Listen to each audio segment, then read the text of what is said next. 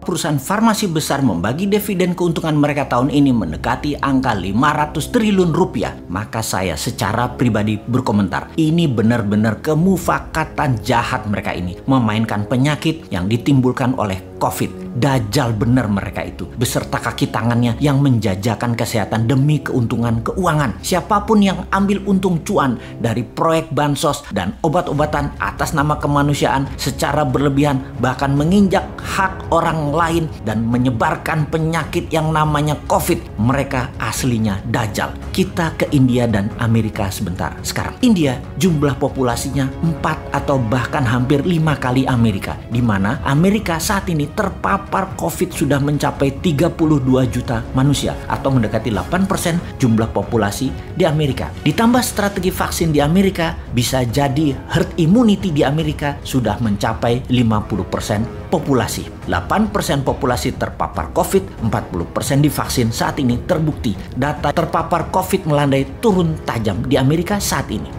Di India, kalau 8% populasinya adalah 100 juta manusia, akankah terpapar sampai 100 juta manusia di India? Akankah hal ini akan terjadi di India? Hingga hari ini yang terpapar sudah mendekati angka 30 juta. India darurat dan dunia tegang. Berita tentang India terus diputar di mana-mana. Kemudian Turki mulai diberitakan hal yang buruk. Jepang serta Malaysia mulai disebar berita negatif. Second wave COVID memapar dengan cepat. Indonesia jangan sampai diberitakan negatif oleh globalis. Kita harus menjalankan strategi yang efektif. Berkali-kali kaum Newman ingatkan, tidak cukup vaksin, vitamin, dan larangan mudik saja yang dilakukan. Harus ada political strategi, politik luar negerinya. Apa itu political strategi internasionalnya? Kita pura-pura taat pada globalis, beli vaksin mereka, tapi kembangkan di dalam negeri vaksin lokalnya. Pakai 20% vaksin globalis, tapi yang 80% adalah vaksin lokal. Lakukan dalam waktu sesegera mungkin. Tahun ini harusnya memvaksin 100 juta penduduk dan tahun depan 2022 harus bisa 100% penduduk. Semua ini bisa dilakukan dengan strategi printing money berbasis alat kesehatan underlaynya. Mohon jangan hutang lagi. Kalau menterinya minta hutangan, tolong ganti aja tuh menterinya. Jangan sampai ada 10.000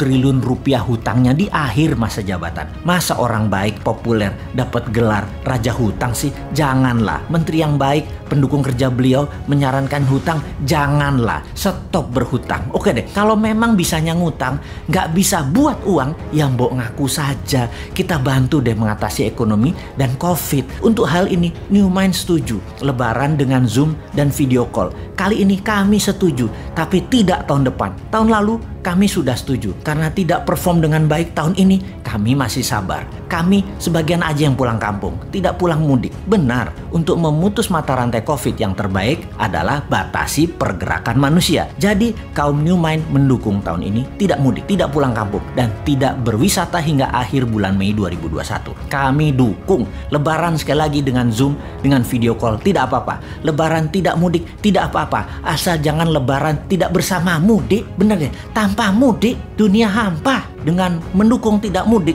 kami minta syarat tapi, yaitu untuk menggratiskan Genos tes COVID yang lokasinya ada di setiap publik area terdekat, dan Satgas COVID yang tegas yang selalu mencek gadget setiap orang di mana setiap hari. Yang belum tes Genos harus tes dan mendapatkan negatif, dan ini gratis. Lalu mendukung imunitas ditingkatkan dengan dendritic cell. Diisi vaksin imunitas Nusantara, dendritic cell imunitas gratis, ditambah vitamin gratis untuk 100 juta penduduk Indonesia hingga akhir tahun ini dan seluruh penduduk Indonesia hingga akhir tahun 2022. Hingga di tahun 2023 Indonesia bebas menang dari COVID duluan pertama di dunia. Kalau kami sudah mendukung dan mengkampanyekan tidak mudik tahun ini, Lebaran dengan Zoom dan video call saja. Namun kalau antigen, Genos, swab test masih berbayar, kalian keterlaluan wahai pejabat. Harus ada keseimbangan dong. Kami orang kampung, keluarga adalah aset terbesar kami. Jabatan kami nggak punya, kekuatan politik kami nggak punya, kemampuan mengubah aturan nggak punya juga, kemampuan mengatur untuk kepentingan kelompok kami juga nggak punya juga, kemampuan mengatur untuk kepentingan kelompok kami, golongan kami, dan bohir kami